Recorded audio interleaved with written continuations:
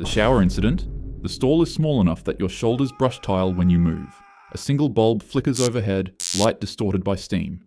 At first, you think it's a normal shower. Then the spray hits.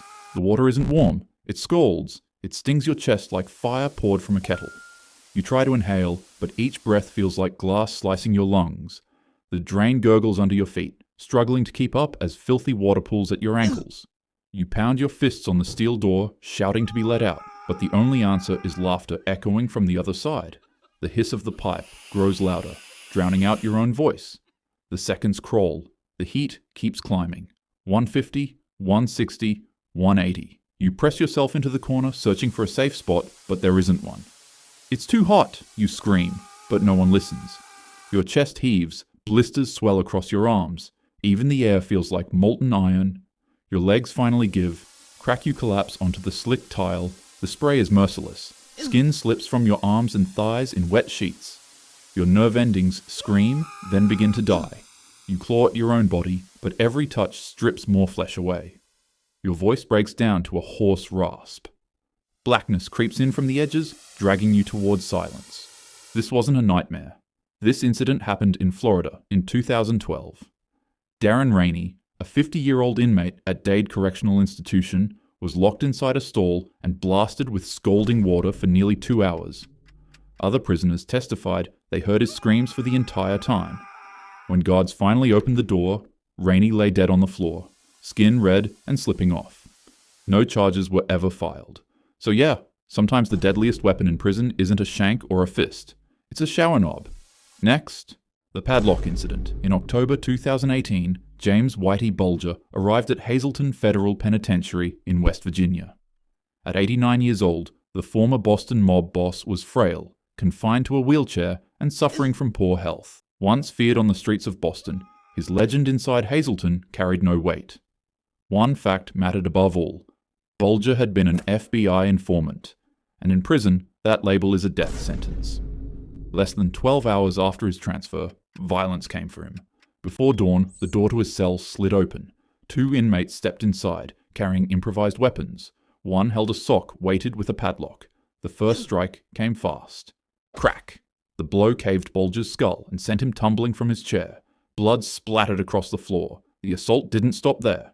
The padlock swung again and again. Bones shattered, teeth scattered, ribs snapped under the relentless force. Bulger's frail body folded beneath the barrage. Then the attack shifted from savage to symbolic. A spoon, sharpened into a crude shank, flashed in the dim cell light. One attacker held him down while the other tried to gouge his eyes. Blood poured across his face. Next came his mouth. They hacked at his tongue, the ultimate punishment for a rat. Bulger choked on his own blood until his body went still. When guards finally checked, they found him wrapped in a blanket, his face beaten beyond recognition. The autopsy revealed fractures across his skull, ribs crushed, and deep gouges where his eyes and mouth had been targeted. The investigation quickly showed this was no random outburst. It was a hit. Word of Bulger's transfer spread almost instantly. At least one attacker was a mafia hitman. For them, this was unfinished business.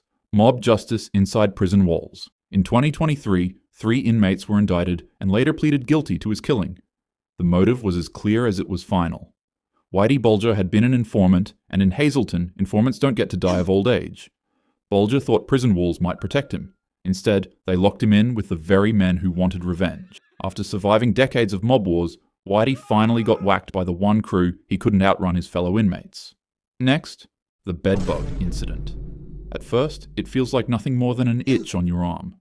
Then another. Soon it's everywhere, a crawling tide you can't escape. Tiny legs scurry over your neck. Your eyelids even slip into your ears. You swat, scratch, and bleed, but the movement never stops. The cell around you is a breeding ground. Rotting food containers on the floor, the stench of human waste, shadows in the corners alive with insects. You shout for help. The walls answer back with silence. The days drag. Each morning your skin is marked by fresh bites. Old welts blister, leaking pus. You're weak, feverish, too drained to sit upright. Thirst scorches your mouth, but the itch dominates everything. The mattress beneath you writhes. Not fabric anymore, but a nest. You claw at yourself until strips of skin come away under your fingernails. Still, the bugs return. By now, desperation has hollowed your voice. Through the slot in the door, you beg, "Please, I need a doctor." No footsteps, no keys, only the scratch of roaches skittering across the wall and the relentless buzz of gnats feeding on your sores. The bedbugs crawl into your nostrils. They bite your eyelids until it feels like fire under your skin. Each sting drains you, one drop of blood at a time. Exhaustion takes over. You collapse on the filthy floor, too weak to fight back. Your body is a patchwork of wounds, rashes, and festering sores. Vision blurs. The crawling doesn't stop. Even as you slip into stillness, the insects keep feeding, turning your final moments into a banquet. This wasn't fiction.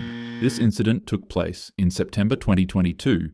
Officers discovered the body of 35-year-old LaShawn Thompson inside the psychiatric wing of Fulton County Jail in Atlanta. He was held on a misdemeanor, but neglected for months. His corpse was covered in more than 1,000 insect bites. Photographs later showed a cell crawling with vermin, garbage, and filth. One detention officer refused to attempt CPR, admitting she freaked out at the sight. Public anger forced the resignation of top jail officials, but no punishment erased the fact that Thompson spent his last days being eaten alive. Not all prison deaths come from blades or fists. Who knew the most feared gang in that jail wasn't the Aryans or the Mafia, it was the bedbugs. Next, the freezer incident. Tony Mitchell never should have ended up in a cell that cold. On January 12, 2023, deputies in Walker County, Alabama, took the 33-year-old into custody after his family called for help. He was thin, disoriented, and talking nonsense. What his cousin wanted was medical treatment.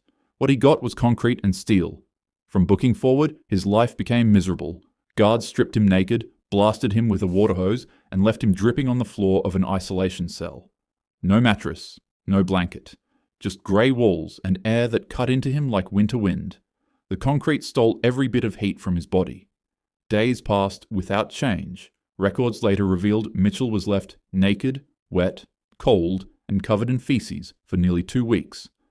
Guards walked by the door and looked in, but nobody opened it to help. Some made jokes about his suffering. He shook uncontrollably, body working desperately to stay warm until the shivering slowed, the point where hypothermia takes over. By the second week, he could hardly move. His voice was so faint that fellow inmates said it sounded like whispers in a storm. His skin turned pale, lips darkening, fingers stiff. He tried to curl into a ball, but weakness spread faster than his body could fight. On January 26th, officers finally dragged him out. He wasn't responding.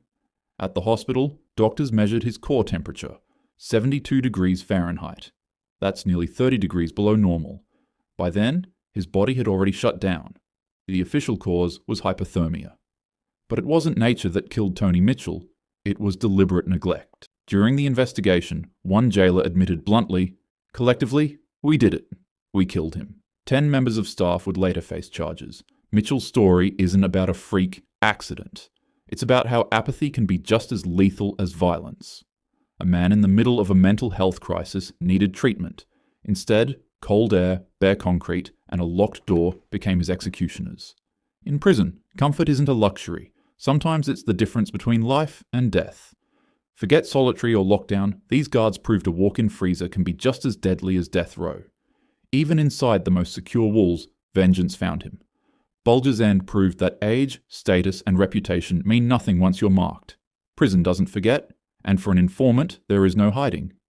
Even behind bars, the underworld enforces its code with steel, blood, and silence.